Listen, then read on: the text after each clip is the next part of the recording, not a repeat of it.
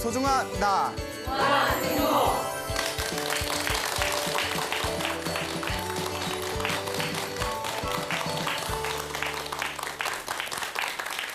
예, 만나서 반갑습니다. 예, 광우 스님입니다.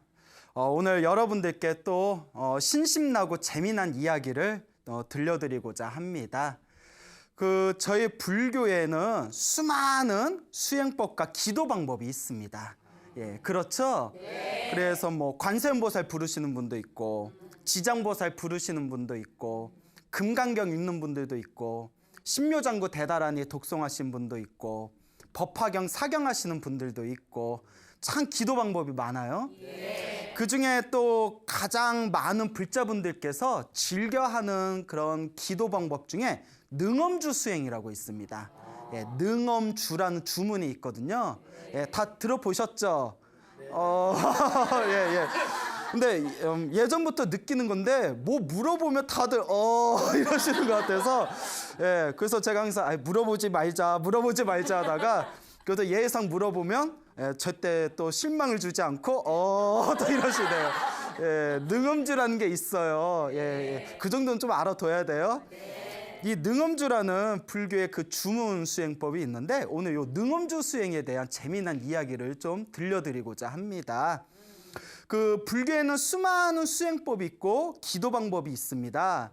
그래서 크게 4대 기도법 해가지고 연불기도법, 그 다음에 경전을 외우거나 경전을 베끼는 강경 수행법, 강경, 경을 본다라는 뜻이에요. 그 다음에 이제 주문을 외우는 주력 수행법, 주력, 혹은 다라니, 혹은 진언이라고도 부르는데 보통 주력이라고 표현을 많이 합니다. 그 다음에 네 번째가 부처님께 절을 올리는 오체투지, 절 기도법이 있습니다. 불교에서는 또 수많은 주문들이 있는데 예를 들어 짧은 거는 옴마니 밤매옴. 예, 다 들어보셨죠? 예, 와, 다행히 들어보셨네요. 옴마니 밤매옴 몇 글자예요? 예, 6글자죠. 6글자. 옴마니 밤매옴보다 더 짧은 것도 있어요. 옴아훔이라고 해가지고 밀교에서 쓰는 수행법 중에 옴아훔이라는 또 수행법이 있습니다. 자, 그리고 긴 걸로는 또 신묘장구 대다라니도 좀 길고요. 그리고 지장경에 나오는 침부다라니라는 것도 있고요. 법화경에 나오는 법화다라니도 있고요. 불교의 수많은 주문들 중에서 가장 긴 주문 중에 하나로 손꼽히는 게 수능엄경이라는 책에 나오는 능엄경이라는 경전에 나오는 능엄주라는 게 있습니다. 능엄주. 그러니까 능엄경에 나온다 해서 능엄주라고 해요. 그래서 저희가 보통 수능엄경 혹은 그냥 능엄경이라고도 부르는데 당연히 여러분들 능엄경 안 읽어보셨죠? 예, 그랬을 것 같아요. 예, 능엄경 안 읽어보셨을 것 같은데 엄청 어려워요. 예, 엄청 어렵습니다. 부처님의 깨달음의 경지를 완벽하게 노래하고 있는 부처님의 깨달음, 골수 법문을 담고 있는 경전 중에 수능엄경이라는 것이 있는데 굉장히 어려운 경전이에요. 예, 그래서 당연히 안 읽어보셨죠? 자, 어쨌거나 이 능엄경이라는 경전에 나오는 주문 중에 능엄주라는 게 있는데 능엄주가 어떻게 해서 나오게 됐냐면 그 이야기가 또 굉장히 재밌어요. 능엄경에 보면 이런 내용이 펼쳐집니다. 부처님의 10대 제자 중에 한 분 중에 안한스님이라고 계세요. 안한스님. 그래서 총명제일 혹은 부처님의 법문을 가장 많이 듣고 가장 많이 기억하고 있다고 해가지고 다문제일이라고 불립니다. 근데 이 안한스님께서 굉장히 연한이 많으셨대요. 연한. 여자에 대한 장애가 많으셨대요. 출가 생활을 하면서. 왜 여자에 대한 장애가 많으셨냐? 잘생겼어. 아유, 좋아하는 것 봐. 뭐또 어예요. 너무 잘생겨가지고 주변에 여자 신도들이 그냥 두질 않는 거예요. 그래서 옛날부터 노스님들이 하시던 말씀이 있었어요. 저 공부 가르쳐 주시던 노스님들께서 중이 너무 잘생기면 안 된다. 중이 너무 잘생기면 수행하는데 방해된다. 그래서 저 보면서 너는 안심해도 되겠다 이래서 아유, 너는 수행 잘하겠다 이래서 이거 수행 잘해도 된다니까 기뻐해야 되는지 너는 안심해도 된다니까 기분을 나빠야 하는 건지 좀 이렇게 아리송할 때가 있었어요. 예, 갑자기 얘기하면서 또 욱하려고 그러네.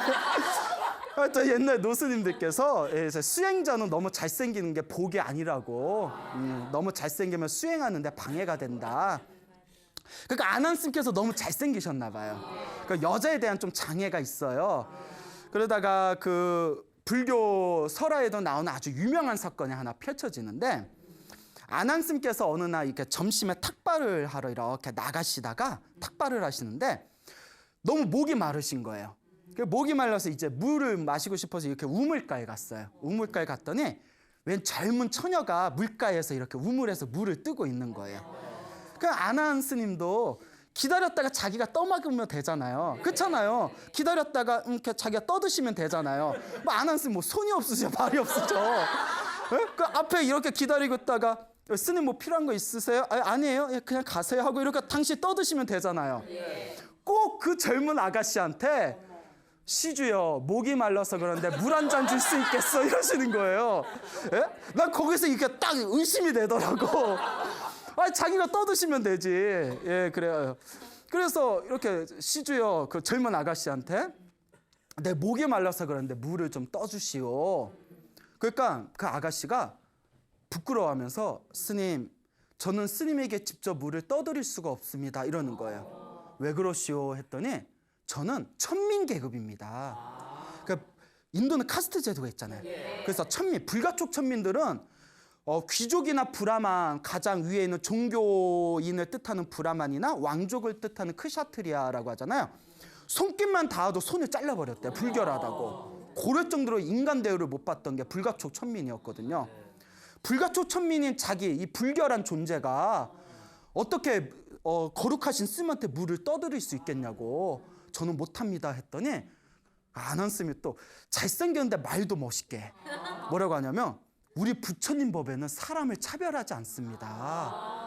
이미 똑같이 사람으로 태어났는데 위아래가 어디 있습니까?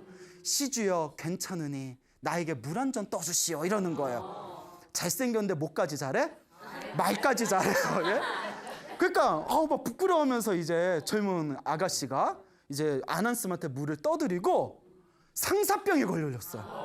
아가씨가 우리 잘생겼지, 매너 좋지, 말 잘하지, 말하면서 짜증난다.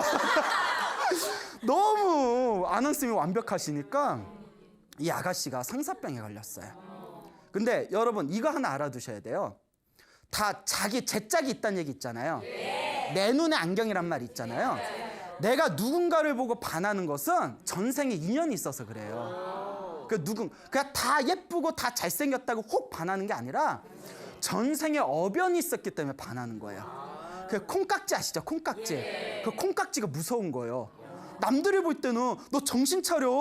너 저 남자 만나면 너 인생 망해. 그래도 아니야, 난 저 남자뿐이 없어. 예, 이게 전생의 업보예요. 전생에 좋은 인연을 많이 지어놨으면 좋은 사람한테 콩깍지 씌우고, 전생에 더럽게 악업을 많이 졌으면 평생 나를 괴롭히는 사람한테 콩깍지 씌우게 되는 거예요. 무섭죠? 남 얘기 아닌 사람들 있죠? 근데 이게 다 만난 인연이 자기 어변이에요. 그러니까 혹시 좋지 못한 인연을 만났다고 하더라도 서러워하거나 섭섭해하지 말고 전생에 내 어변인가 보다, 이번 생에 빚을 잘 갚아야 되겠다 생각하시고, 또 이번 생에 좋은 인연 만났으면 내가 전생에 좋은 씨앗을 심어가지고 이번 생에 좋은 인연을 만났나 보다, 이번 생에도 내가 좋은 인연을 많이 지어야 되겠다, 이렇게 마음을 자꾸 일으키셔야 됩니다. 예. 그러니까 전생에 아난스님하고 무슨 어변이 있었는지 이 아가씨가 아난스님 때문에 상사병에 걸린 거예요. 그 밥도 안 먹고 잠도 못 자고 맨날 막 꿈꾸면서 아난스님, 아난스님, 예? 아난스님, 아난스님. 그래서 나온 말이 아난스님, 아난스님, 안아줘, 안아줘. 예?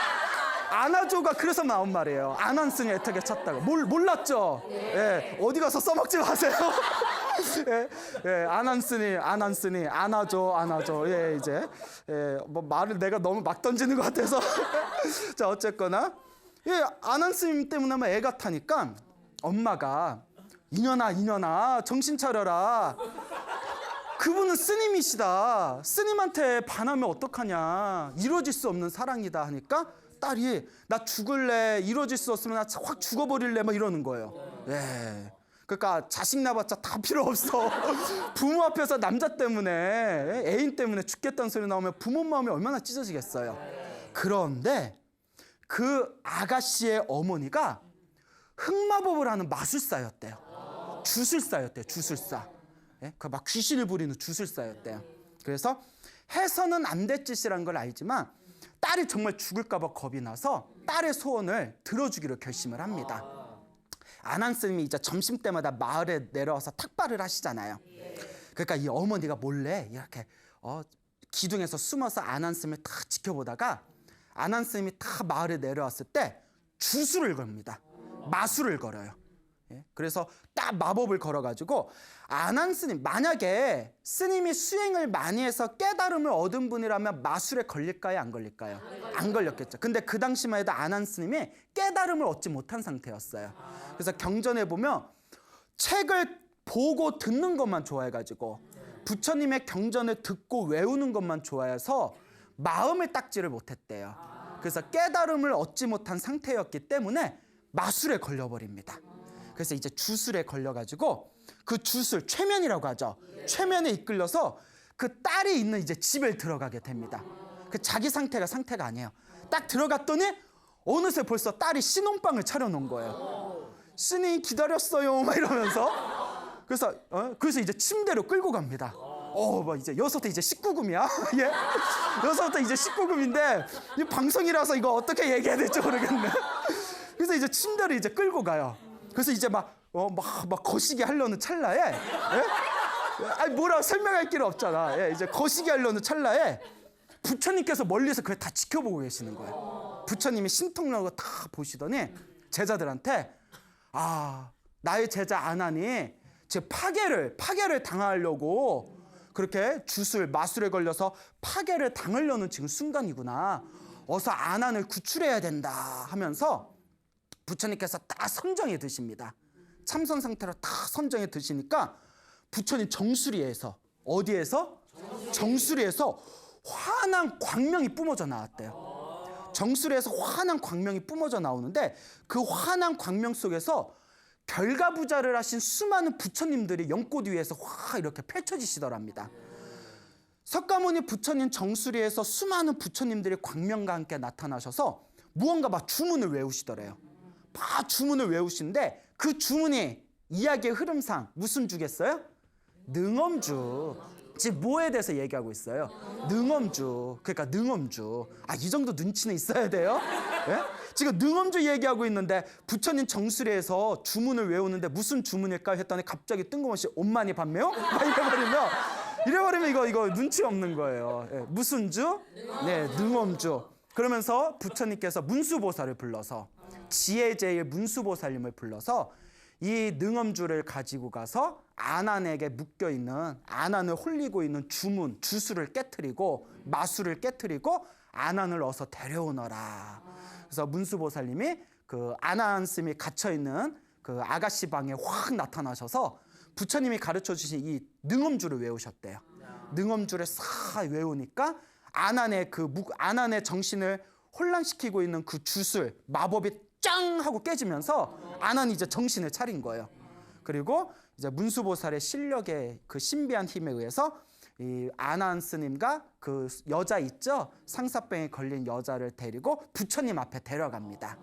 그 부처님께서 이제 법문을 설하셔가지고 나중에 그 상사병에 걸린 그 아가씨도 머리 깎고 출가해서 비구니가 되어 완전한 깨달음을 얻은 아라한이 되었다. 이런 이야기들이 막 펼쳐지게 됩니다. 자, 그때 부처님 정수리에서 나온 주문이라고 해서 대불정이라고 부른다고 합니다. 대불정. 위대한 부처님의 정수리, 대불정. 예? 부처님의 정수리에서 나온 주문이다. 능엄경에서 설해진 주문이다 해서 대불정 능엄신주라고 부릅니다. 그래서 대불정 능엄신주를 우리는 그냥 줄여서 능엄주라고 부르게 되죠.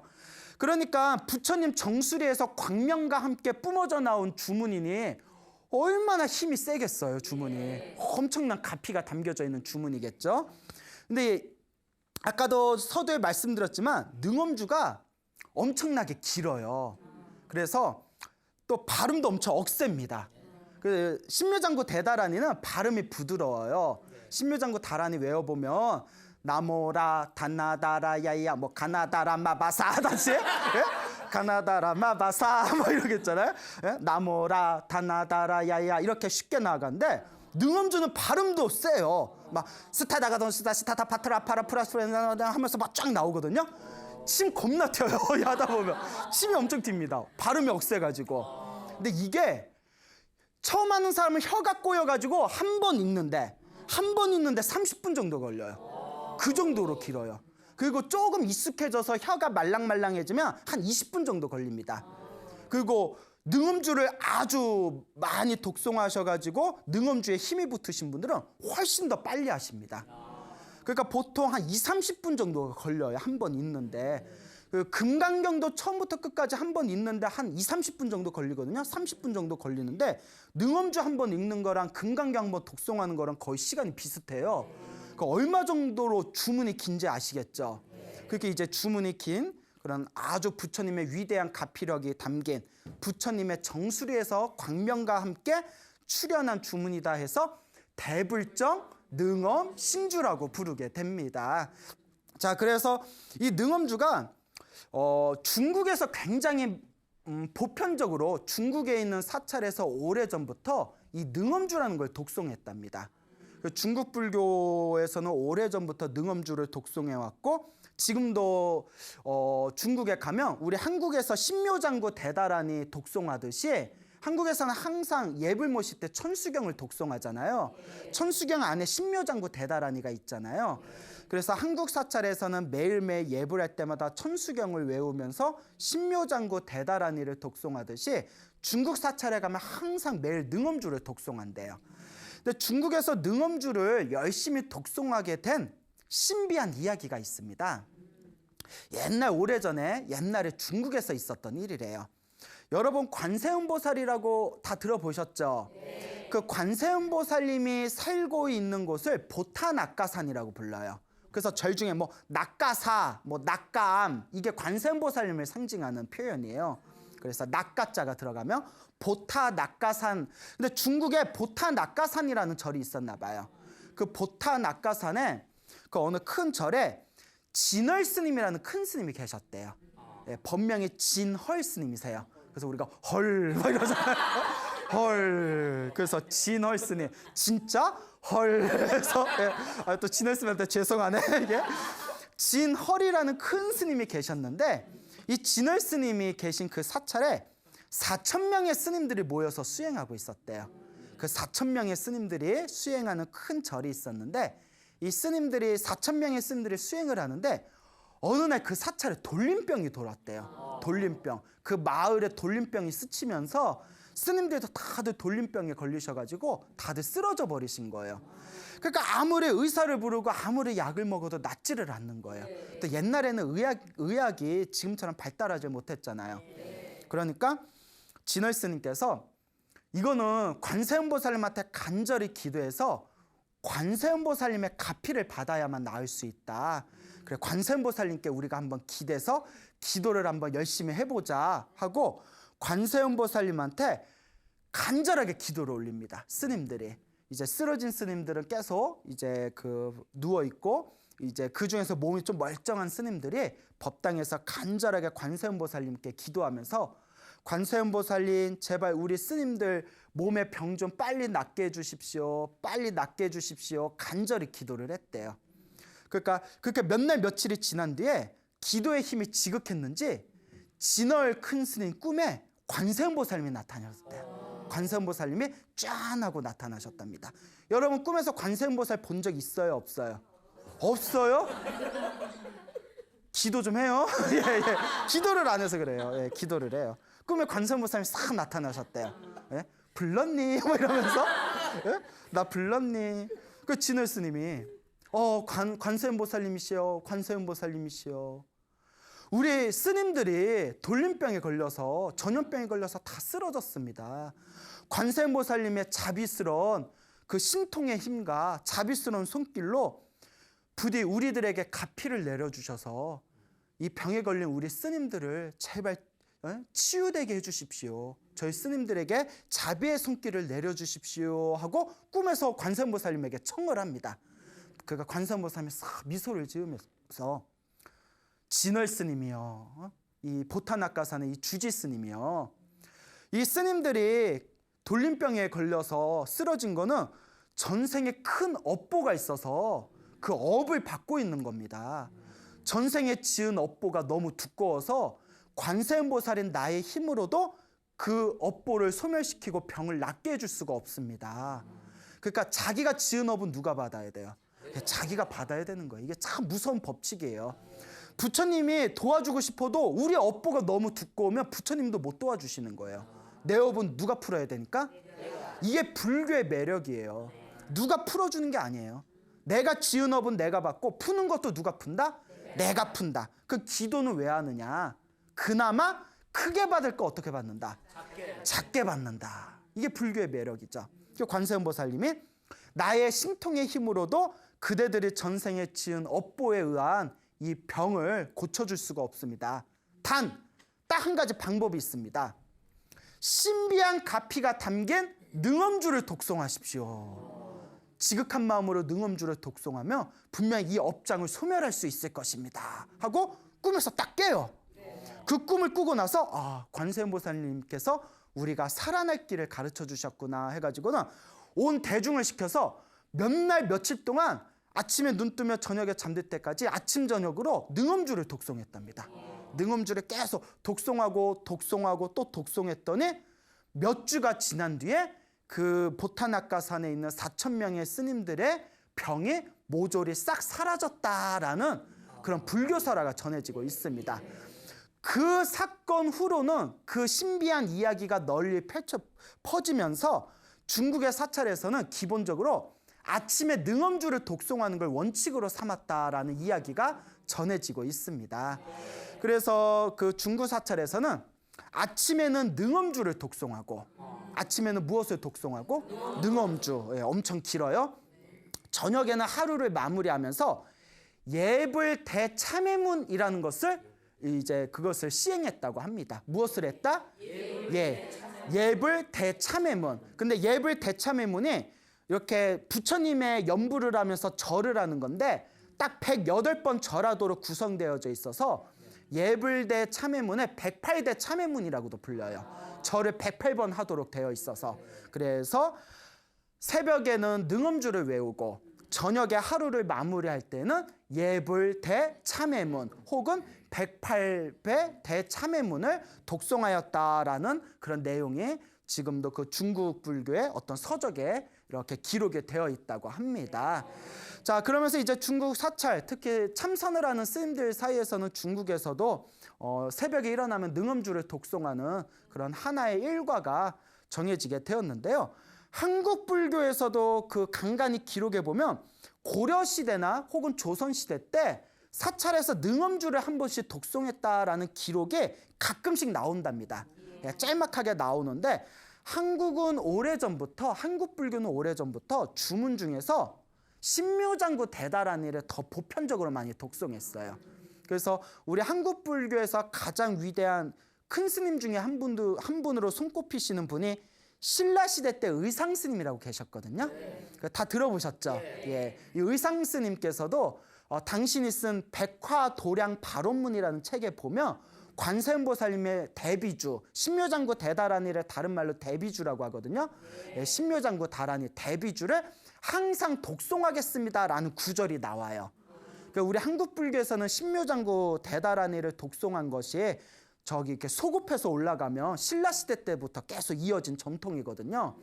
그래서 한국 불교는 오랫동안 신묘장구 대다라니를 독송해 오다가 언제부터 한국 불교에서도 능엄주가 널리 전해지게 되었냐면 그 유명하신 해인사 백년암에 계셨던 성철 스님 때부터, 성철 큰 스님 때부터 능엄주를 하게 됩니다. 성철 스님께서 이렇게 책을 굉장히 많이 보셨대요. 성철 스님은 당대 천재셨다고 합니다. 그래서 막 소문에는 8만 대장경을 거꾸로 외우셨다는 소문도 있고요. 비웃는 거예요? 예, 예, 그렇죠. 거꾸로 외운 건 좀 그렇다 하더라도 어쨌거나 화엄경을 그냥 달달달달 외우셨다고 하고요. 대단하신 천재셨대요. 한 번 본 책은 사진처럼 머리에 찍히셨대요. 예, 엄청난 천재였다고 그런 이야기가 전해지고 있습니다. 성철 스님이 이제 책을 많이 보셨는데 그 어느 서적에 중국에서는 선종 사찰에서도 새벽에 무엇을 했고 능엄주를 했고 저녁에 무엇을 했다? 예불대 참회. 예, 대답 잘 못하려던 게 지금 느껴졌는데 제가 그냥 넘어간 거예요. 예불대 참회문을 외웠다라는 기록을 보셨나 봐요. 그래서 성철 스님께서 그걸 보시고 많은 사람들한테 능엄주하고 예불대 참회문을 많이 이제 권하십니다. 권장을 하셨대요. 그래서 이제 우리나라에서도 성철 스님을 기점으로 해서 능엄주라는 게 한국 불교에 널리 퍼지게 됩니다. 그 능엄주에 얽힌 또 재미난 이야기가 있습니다.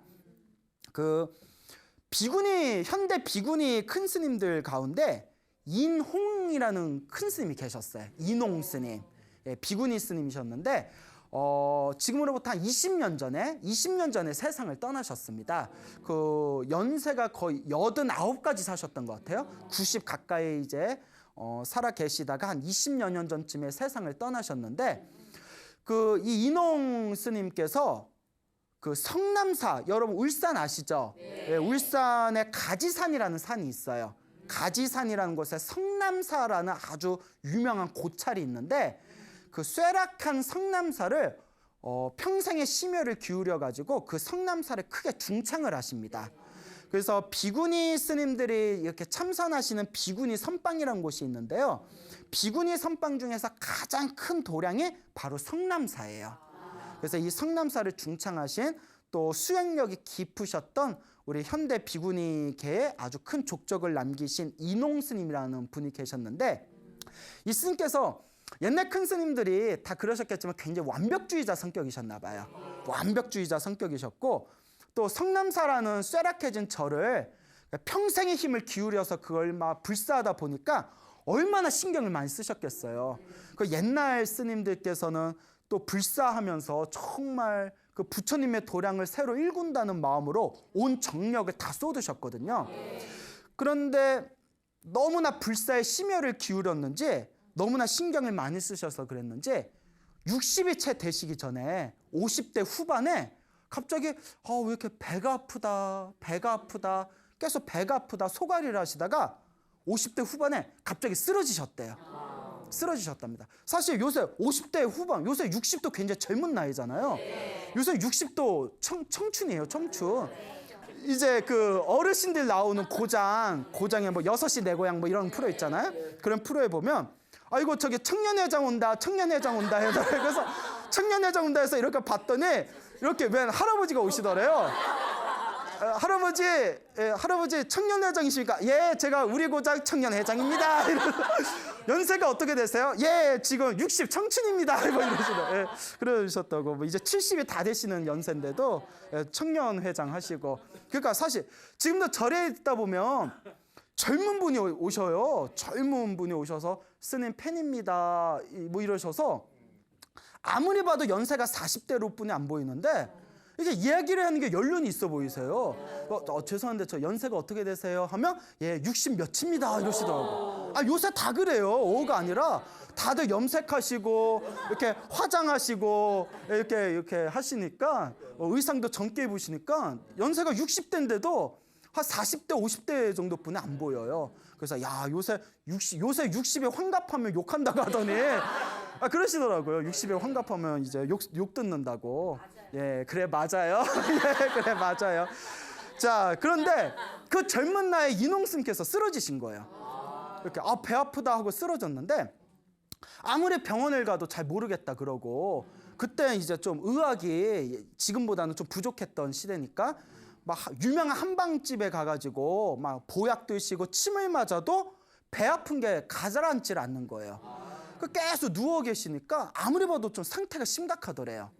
그래서 그 중에 제자분들이 이러다 큰일 난다 해서 그 당시 부산에서 가장 유명한 병원이 그 당시에 메리놀 병원이라고 있었대요.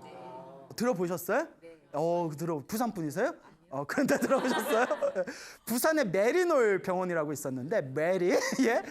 거기에 원장님이 수녀님이셨대요. 그러니까 어떤 수녀님이 외국인 수녀님이 운영하는 그런 이제 카톨릭 병원이었는데 급히 그곳으로 모시니까 거기서 이제 정밀 검사를 받았답니다. 부산에서 제일 유명하고 큰 병원에 있대요. 그래서 이렇게 받았더니 아이고 왜 이제 오시냐고. 아무래도 취장에 문제가 있는 것 같다고. 그래서 여기서는 안 되니까 다른 병원을 소개해 주겠다고 하더니 그때 영도 있잖아요. 부산 옆에 영도에 침례병원이라고 있었대요. 그 당시 거기 굉장히 유명했답니다. 영도 침례병원의 원장님이 독일인이었대요. 독일인이었는데 그곳에 딱 스님을 모셔가니까 정밀검사를 받아보더니 췌장이 다 이제 골마가지고 터지기 직전이라고. 췌장 터지면 큰일 나잖아요. 예, 췌장이 이게 터지면 이게 지금 골마서 이게 터지기 직전이니까 이거 빨리 이거 수술 받아야 된다고. 그래서 이제 수술 날짜를 잡았답니다. 입원을 하고. 근데 제자들이 너무 걱정이 되는 거예요. 너무 걱정이 돼서 혹시나 하는 마음에 성철 스님을 찾아갔답니다. 그때 성철 스님이 저 팔공산 아시죠? 대구 팔공산에 성전함이라고 있는데 성전함에서 이렇게 계실 때의 일이었대요. 성전함에 이렇게 성철 스님 찾아뵈니까 성전함에 이제 성철 스님께서 이제 왔다 갔다 그때 포행 산책을 하고 계셨대요. 그래서 스님 저희 왔습니다 해가지고 인사드리고 스님 지금 저희 스님께서 성남사 큰 스님께서 이렇게 해서 뭐 속이 지금 췌장이 골마서 터지기 직전인데 생명이 위독하고 저 수술 날짜 잡았습니다. 스님 너무 걱정됩니다. 어떻게 하면 좋습니까? 하니까 성철 스님 딱 듣더니 너네 스님 앞으로 큰일 하실 분이다. 지금 보내면 안 된다. 니들이 어떻게든 살려야 된다 이러시더래요. 니들이 어떻게든 살려야 된다. 그럼 어떻게 살려요? 왜? 의사가 수술하지. 근데 성철 스님 이렇게 얘기하더랍니다. 니들 내 말대로 해라. 이제 절에 가면 법당에 들어가서 조를 짜라. 조를 짜서 4사람이 조를 짜는데 2사람은 대웅전 큰 법당에서 2사람은 옆에서 능엄주를 외우고 2사람은 옆에서 108참회문을 해라. 제가 아까 말씀드렸던 거요. 2사람은 능엄주를 외우고 2사람은 옆에서 108참회문을 하는데 21일 동안 21일 기도 21일 동안 조를 짜가지고 24시간 연불소리와 목탁소리가 끊기지 않게 해라. 21일 동안. 그리고 법당 안에는 스님들 외에 일반인들은 아무도 들어놓지 말아라. 오로지 기도만 해라. 그렇게 딱 명령을 내리신 거예요. 그러니까 그러면 분명히 살 수 있을 것이다. 부처님 가피로.